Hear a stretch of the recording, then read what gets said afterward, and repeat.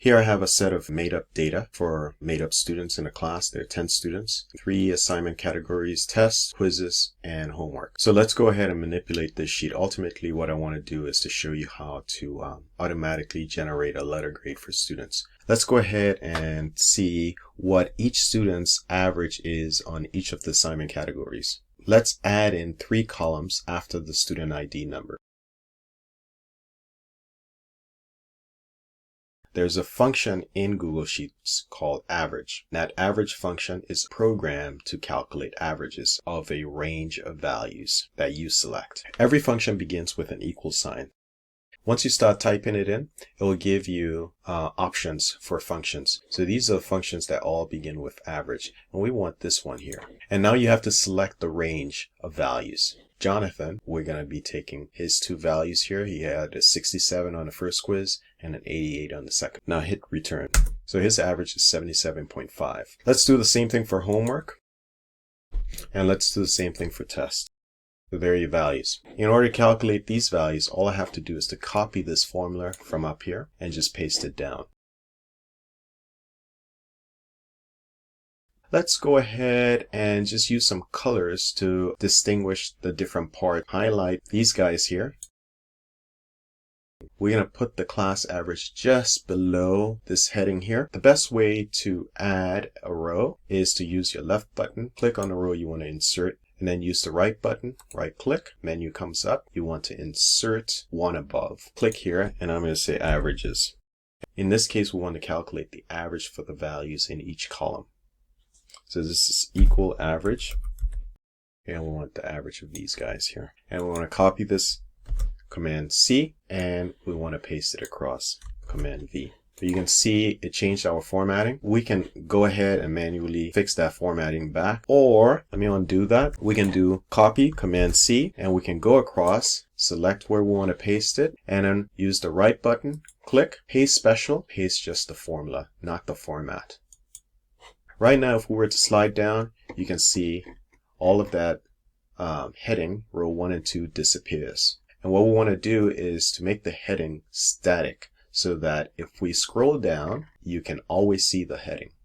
And it's very easy to do that in Google Sheets. Bring your cursor where the column index and the row index intersect. So right here on this line, put your hand there, click, grab that line, and just move it down. We want to move it down below row 2. So now when you move down, you can see those headings remain static. The next thing we're going to do is define the weight of each assignment category. Let's go ahead and put the weight above row 1.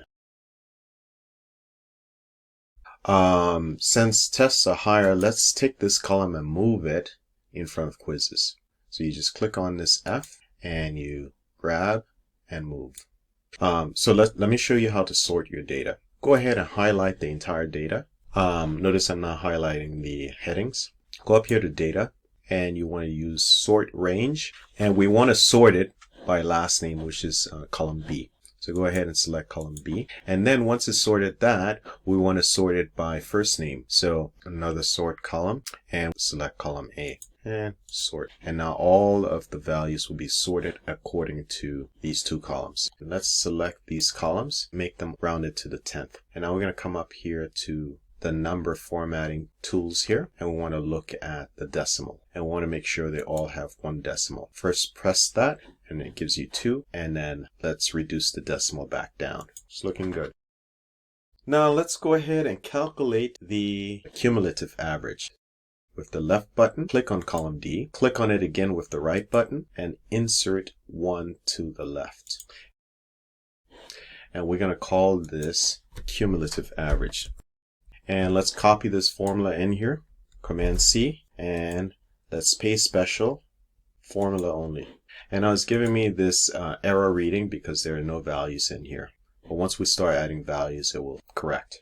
The average here is going to be whatever this value is times that plus whatever that value is times that plus whatever that value is times that. We're just going to type in the formula. So start with an equal, and it's going to be this. So click on this, times that value, plus, click on this, times that value, plus, click here, times that value. and hit return. So this student average is 86.2. We can copy this formula straight down, so Command C, and we can paste it down. It's going to give you a wrong calculation, but I want to show you this anyway. This one is even giving you an error. Now the reason for that is we are pointing to E1, F1, and G1, but all of these calculations should point to those same 3 cells. When you copy this formula down, it doesn't keep the row index fixed. The row index changes. So you can see it change from 1 to 2, and then to 3, and then to 4, etc. Okay? So how do we keep the row index fixed if we wanted to?